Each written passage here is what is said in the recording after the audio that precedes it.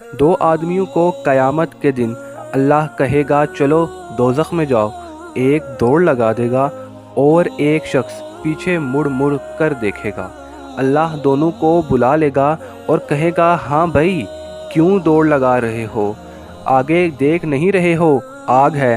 وہ کہنے لگے گا یا اللہ، تیری نافرمانی کرنے سے ہی آگ کا حکم ہوا، میں نے سوچا آج ہی مان لوں، شاید تو خوش ہو جائے۔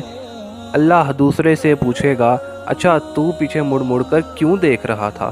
کہا یا اللہ، تیرے نیک بندوں سے سنا ہے تو بڑا مہربان کریم ہے، تو میں مڑ مڑ کر دیکھتا تھا، ابھی تیری شان کریمی مجھے واپس بلا لے گی۔ اللہ تعالیٰ فرمائیں گے اچھا جاؤ جاؤ جنت میں جاؤ۔ سبحان اللہ۔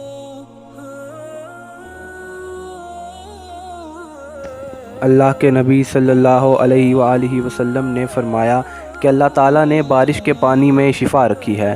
مولا علی علیہ السلام نے فرمایا کہ اگر کوئی انسان بارش کے پانی پر 27 مرتبہ سورہ کوثر پڑھ کر پی لے، گر وہ شخص بے اولاد ہے تو اللہ پاک اسے اولاد نصیب کریں گے۔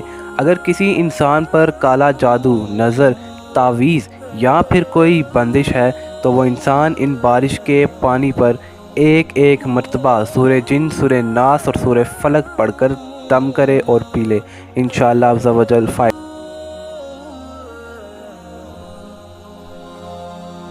میرے آقا فرماتے ہیں جب اللہ کسی بندے سے محبت کا ارادہ فرماتا ہے اس پر آزمائشوں کی بارش برسا دیتا ہے۔